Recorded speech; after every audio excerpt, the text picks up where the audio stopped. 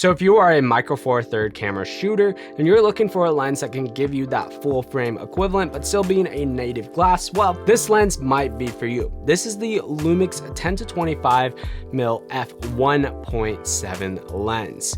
Now before we dive into talking about the physical builds, the image quality and all of that, let's talk about the price point. So the price of this lens brand new is $1,797.99.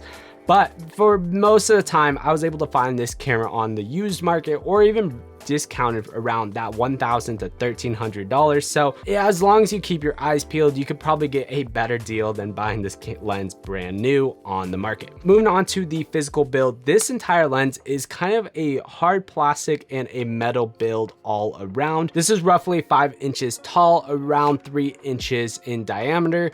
It is roughly 1.52 pounds or 690 grams. There's a D-click aperture ring, which can go from auto, or you could go from all the way from 1.7 to an f16, which is a little bit odd that there is not an f22, which I feel like is the standard, but that's worth noting. There is a D-click focus, so you can move this down to instantly move your focus and have more accurate control on pulling focus. You can also hear the hard stop, but the ring still continues on even if it hits that hard stop, so you could still move it. The thread on the top is a 77 if you want to put on filters. And the last thing that is worth mentioning on this, which was a little bit strange, so when you're using this lens and it fully zooms out and zooms in, there is something that you might have just noticed. So when you're zooming it all the way out, it goes to the top, but you would assume when you zoom out to 10 mil instead of 25 mil, this would be fully flushly closed, but you actually have to go around 12 mil to make this little gap right here be fully closed. Now for the focus of this lens, the focus breathing itself, which is you can tell when you're going all the way from infinity to the closest focus distance as possible, which is 11 inches by the way.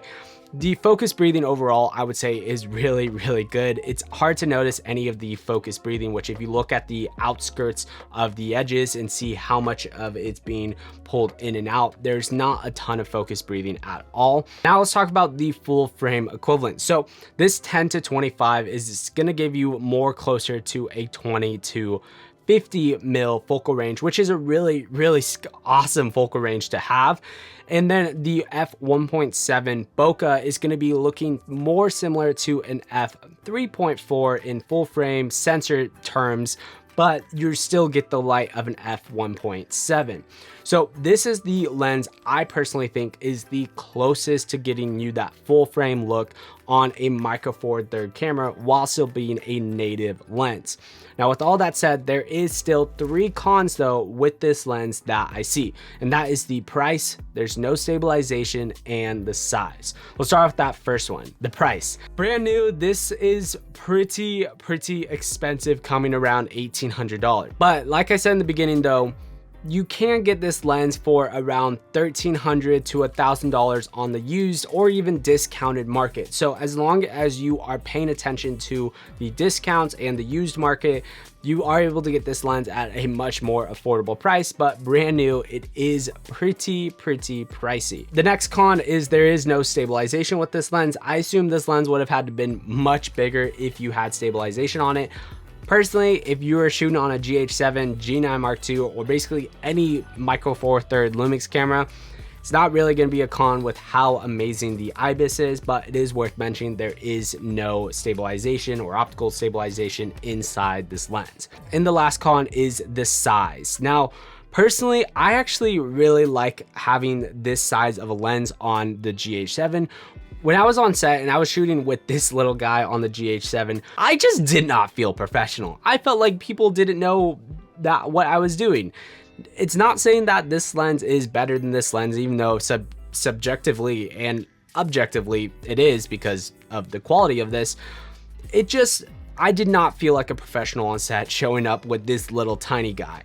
This guy just made me feel a lot more professional. But at the end of the day, one big advantage for a lot of people for shooting on a micro four third camera is the size of lenses. So when you compare a 12 to 35 f2.8 versus this guy, you can fit probably like 3 or 4 of these in one space where this lens itself would take up.